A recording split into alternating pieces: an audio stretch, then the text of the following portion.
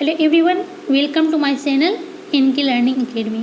आज की इस वीडियो में हम लोग देखने वाले हैं BA part 1 political science top 10 guess question, जो कि आपके एग्जाम को भी उसे काफ़ी इम्पोर्टेंट रहेगा।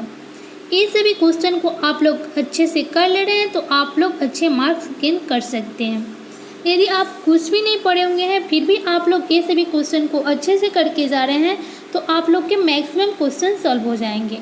ठीक है, तो आप लोग ये सभी क्वेश्चन को अच्छे से देख लीजिए और इसको प्रैक्टिस कर लीजिए।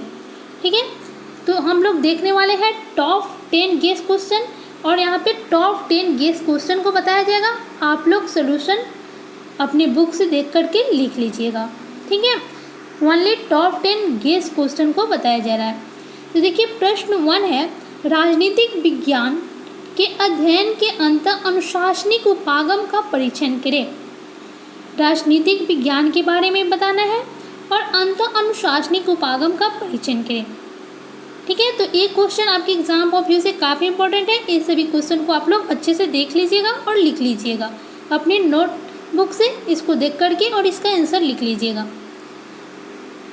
देखिए, सेकंड क्वेश्चन क्या है, औचित्य क्या है।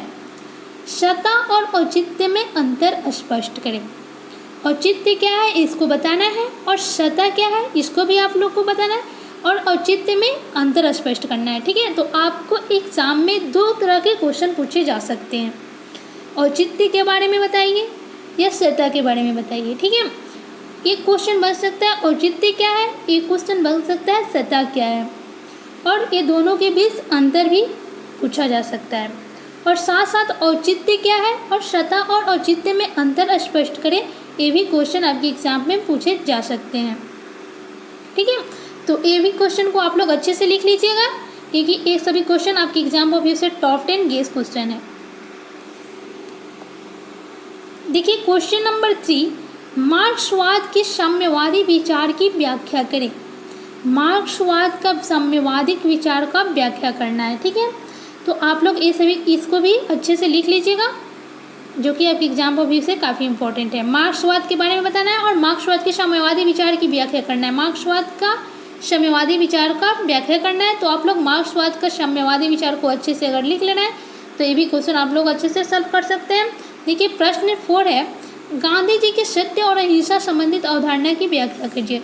तो गांधी जी के सत्य और अहिंसा के संबंध में अवधारणा का व्याख्या करना है, तो ये क्वेश्चन को भी आप लोग अच्छे से लिख लीजिए। ये भी क्वेश्चन आपके एग्जाम पर से काफ़ी इंपॉर्टेंट है। क्वेश्चन नंबर 5 देखिए, न्याय से आप क्या समझते हैं। तो आपको क्वेश्चन ये भी पूछा जा सकता है, न्याय से आप क्या समझते हैं, यहाँ तक भी क्वेश्चन पूछा जा सकता है। और एक क्वेश्चन ये भी पूछा जा सकता है, न्याय धारणा के विभिन्न रूपों का वर्णन करें। तो यहाँ पे आप लोग को 3 क्वेश्चन का सम्मेलन है। देखिए, न्याय से आप क्या समझते हैं, ये भी एक क्वेश्चन बन सकता है, और न्याय धारणा के विभिन्न रूपों का वर्णन करें, ये भी क्वेश्चन पूछा जा सकता है, या एक साथ पूछा जा सकता है, न्याय से आप क्या समझते हैं, न्याय धारणा के विभिन्न रूपों का वर्णन करें। ठीक है, तो एक क्वेश्चन भी आप लोग अच्छे से लिख लीजिएगा, जो कि आपके एग्जाम पर से इम्पोर्टेंट है। देखिए, क्वेश्चन नंबर 6, समानता का परिचय दीजिए। समानता क्या है इसके बारे में बताना है, समानता का परिचय देना है और न्याय में इसके संबंध की विवेचना कीजिए। और न्याय में इसका क्या संबंध है इसके बारे में भी विवेचना करना है। ठीक है, समानता का परिचय देना है और इसके न्याय में इसके संबंध की विवेचना करना है। न्याय में, ठीक है, तो न्याय में इसका संबंध क्या है उसका विवेचना करना है। क्वेश्चन नंबर 7 देखिए, राज्य की उत्पत्ति के विकासवादी सिद्धांत की विवेचना कीजिए। राज्य की उत्पत्ति और विकासवादी सिद्धांत की विवेचना करना है। ठीक है, तो यहाँ पे 2 क्वेश्चन भी बन सकते हैं, राज्य की उत्पत्ति और विकासवादी सिद्धांत की विवेचना। ठीक है, तो राज्य की उत्पत्ति के विकासवादी सिद्धांत की विवेचना कीजिए। क्वेश्चन नंबर 7 है, ये भी क्वेश्चन इंपॉर्टेंट है और रिपीटेड क्वेश्चन है। देखिए, क्वेश्चन नंबर 8, राजनीतिक विज्ञान का अर्थशास्त्र एवं इतिहास के साथ संबंध का वर्णन करें। तो राजनीतिक विज्ञान का अर्थशास्त्र के साथ क्या संबंध है और इतिहास के साथ क्या संबंध है।